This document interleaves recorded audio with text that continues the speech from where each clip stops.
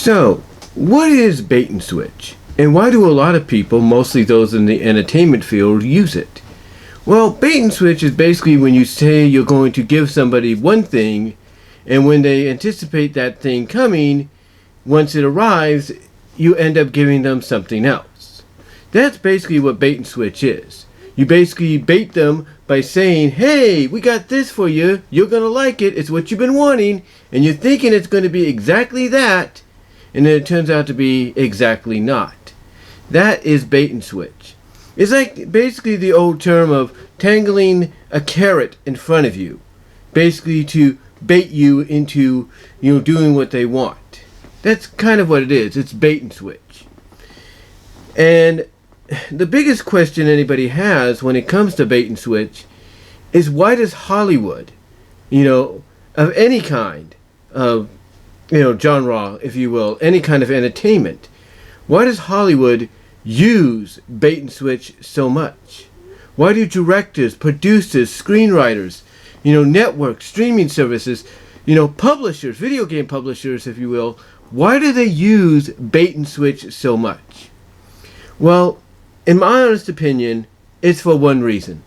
It's because they know if they come straight out and tell you that what you're going to see, or what they're promoting that you're going to see coming soon, whether it's to theaters, whether it's to streaming services, networks, cable channels, video games, you name it. If they tell you honestly that what they have told you is coming as either a sequel, a continuation, a modern day reboot, if they tell you it's going to be something that doesn't, fit your fancy, or doesn't, kind of, I guess you could say, tantalize your taste buds, as much as they would hope for, they know you're not going to watch. They know you're not going to spend the money to get the game. They know you're not going to spend the money to go to the theaters, to buy a ticket to see, the movie that they're promoting as being a big deal, which you've been waiting for. They know all that. Which is why they come out and they bait you by saying it's going to be exactly what you hope it's going to be. They bait you by saying the game itself is going to be exactly what you've been waiting for. And then when you go out and spend the $50 to $60 on that game, whether it's physical or digital, and you take it home or you download it and you play it, and you find out that it's not exactly what they said it was going to be, that's a bait and switch. The same thing with movies. Everybody says Rian Johnson baited everybody in with what he had planned with Star Wars. Him and Kathleen Kennedy said Luke Skywalker is going to be heavily involved in The Last Jedi. He's going to be here. He's going to be this. He's going to be that. And when Last Jedi came out, sure, it had some good moments here and there. Sure, it had some, cringiness or cheesiness to it. But in the end, Luke Skywalker, in the eyes of a lot of diehard Star Wars fans, was not in it the way he was being promoted. Basically, to them, Johnson and Kennedy had baited and switched them into coming to see the movie, because they knew if they told them it was going to be the way that pretty much it turned out to be, they would not want to go spend a ticket to go see it, or spend money to go on a ticket to go see it. The same thing with shows, whether the network shows, cable channel shows, or in this case streaming services. They know that if they tell you a show that you're anticipating, you're hoping is going to be good, is going to be something else, it's going to focus on somebody else, or it's going to be addressing this agenda and that agenda, they know there's a good chance you won't tune in to, let's say, CBS, NBC, ABC, Fox, whatever, or cable-wise, Disney, HBO, CNN, ESPN, Paramount, you name it. They know that if they tell you exactly what the show is going to be, something that doesn't suit your fancy, something that doesn't tantalize your taste buds, as I said earlier, they know you're not going to tune in and watch. Which is why they basically, they basically will sell you on it being what you want it to be. And the same with streaming services. Streaming services they, especially if they got original content coming their way, and sometimes if that original content is based on an established IP, whether it's a modern day reboot, or in the case of Revelation, a direct continuation sequel as promoted, they know that if they tell you the truth as to what it's really going to be about, who it's going to focus on the most, they know you won't, watch. They know you won't, put it on your queue or your my list, watch list, whatever you call, whatever the service, names your personal playlist as. They know that you won't add it to that because it's not exactly what you want. So how do they pull you in to check it out? They pull you in by saying, it's gonna be this, it's gonna be that. Oh, don't worry, it's not gonna have that. Don't worry, so-and-so is not gonna have a girlfriend. They'll basically say what you want to hear. They'll promote it the way you want it promoted.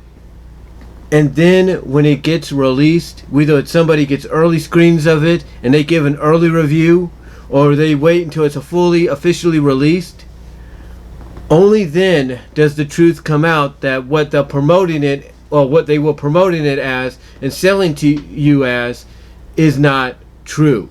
That it's everything but that. It's everything but what they said it was. It's everything but what was promised not was going to be in there. It's all that. It's all that. And they do this because they know that if they don't say it the way you want to hear it, you ain't going to watch. They know that if they don't promote, like I said earlier at the beginning, the video game the way you want it to be promoted, the way you want to hear it's going to be, they know you ain't going to buy. They know that you ain't going to buy money for buy it physically or digitally with money. They know you're not going to plop down, as I said, that $50 to $60 to play the game. They know it. The same thing, like I said, with movies. Rian Johnson and Kathleen Kennedy knew that if they didn't promote Last Jedi the way they did, nobody would want to plop down $15 to $18 to see it.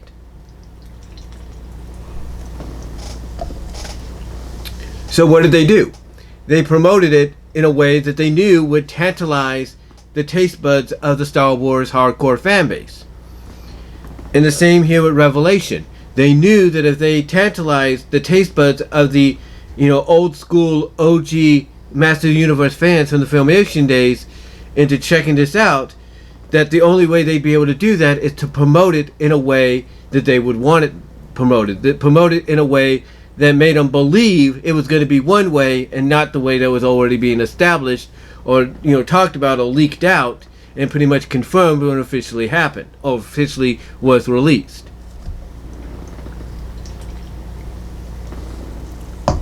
That basically, my friends, is what's known as bait and switch. When they promote and sell you on something, and then all of a sudden what they promote and sell you on is not exactly what they said it was. Because they know, whether they're Hollywood, whether they're the game industry, the music industry, believe it or not, sports entertainment, doesn't matter. They know that if they don't promote and sell you something the way you want to hear it, the way you want to see it promoted and sold to you, they know you ain't going to plop down that money, to, buy it. Or then they know, in the case of Netflix or Amazon Prime, they know you're not going to add that show or that movie to your queue, to your watch list, to your my list to watch later on when you feel like it. Because it's not what you wanted. It's not what was promised. And that, my friends, again, is exactly what bait and switch is. And this is why when it comes to something like Revelation, and the comparison they also make, with it when it comes to, the Last Jedi, basically this is why people are upset. It's a bait and switch. It's a bait and switch that basically was sold to them, in a way that it was, basically being promoted to as being, and then when it was ready to go, when it was being brought out to them, what happened?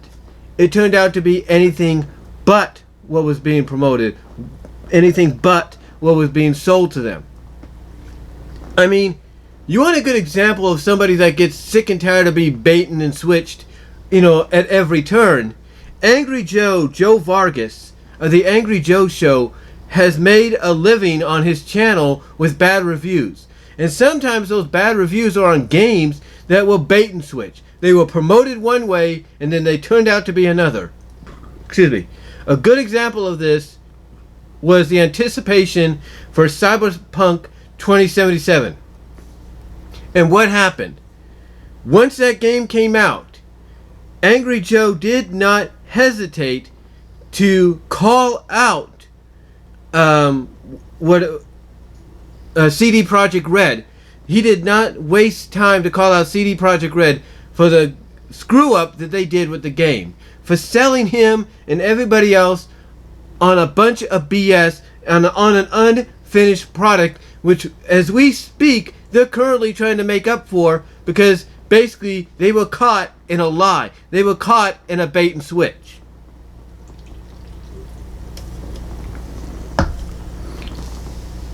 And, you know, Cyberpunk 2077 is not the only game that's done this to Joe. Other games have done this to Joe. Heck, you want another video game example? Angry Video Game Nerd, James Rolfe.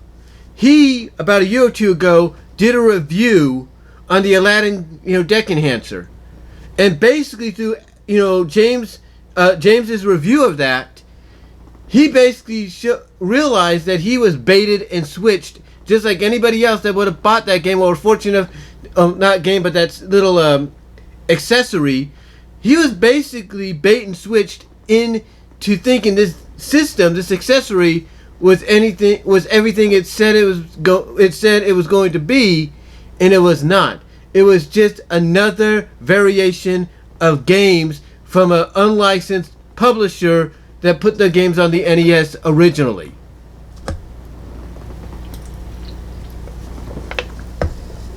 That right there is a bait and a switch. That's what it is. And the same, in a way, goes with Revelation. I know people are sick and tired of people like me talking about this, but it's a fact. It is a fact, right down the middle. It was promoted as something, we were all anticipating, that grew up on the original, and then in the end, it turned out to be anything but. And that right there is a bait and a switch. That's what it is. And I know some people will come to the defense of it and say, okay, so, fine. So Kevin Smith and Netflix baited and switched you. It's still a good series. That's not the point. You can enjoy the series and still be critical about being baited and switched and still criticize some of the decisions they make. You could still like it after that. A lot of people have proven that point here on YouTube, believe it or not. But the fact of the matter is this. Even if you do go out and you like it, in the end, even after you've criticized some things that you feel need to be addressed and fixed in the future, the one thing that should have not been done, in the long run, is the bait and the switch. You should have just came out. Kevin Smith, Ted Biaselli, Netflix, Mattel should have just came out and said, look, this show is a spiritual, not necessarily direct, continuation, spin-off of the original Filmation series. And what we mean by that is it's got elements from it, but it's totally different. And it's going to focus mostly on Teela for right now. That's all they had to say. They had to say something like that. And guess what? If they would have done that instead of the bait and switch, people probably would be not complaining right now. They probably wouldn't be complaining right now. You know what I'm saying? Or criticizing it. The same with CD Projekt Red when it came to Cyberpunk 2077. If they would have came out and said, look, we're releasing the game now. It's not totally, complete just yet, but we're going to patch it up as time goes on, then they wouldn't have been dealing with a lot of the criticism from the likes of Angry Joe. If the people, like Galoob, I think that's who it was, that was behind the Aladdin deck enhancer, if they would have said that it was nothing more than just a more modern day, upgraded take on their already unlicensed NES games that they published, then guess what? They wouldn't have had no criticism. The same with, Rian Johnson and Kathleen Kennedy. If they would have promoted that Last Jedi was not going to have Luke Skywalker in there as much as they were promoting it, and it was going to be like this, or the way everybody saw it, then they wouldn't have any criticism on them. The point is, if you, as a game publisher, a director, a producer, a screenwriter, a storyteller, whatever the case may be, if you do not want people crapping on you, criticizing you, basically getting on your back for baiting and switching them on things, then don't do the bait and switch. Don't do it. It would save you a lot of trouble. Just don't do it. Again, another example. Sonic the Hedgehog. Archie Sonic. Ian Flynn was basically promoted as being one of us, being on the comic when he first got on there. And like I said, we understood what he was going to do. We got that. But we did not suspect that he was going to do what he did with Sally and the Freedom Fighters, starting with 225 and going all the way through to 247. We did not think he was going to do that. And yet he did. And because of that, anytime he tries to come out and say, this is what's going to happen, that's what's going to happen, or try to explain why he did this, why he went this far, and this and that, nobody's going to believe him, or nobody trusts a word he says. The same now with Kevin Smith. Nobody trusts a word he says because he lied about this. He, Biaselli, and Netflix and Mattel bait and switched people into watching this. Same with Rian Johnson and Kathleen Kennedy. They may say, oh, this is going to get better, this is going to be good, And Kennedy, much to her credit, she is trying to live up to making up for things. But when it comes to Johnson, people are like, nope, we don't believe a word you say because you lied to us once or twice, we're not falling for it again.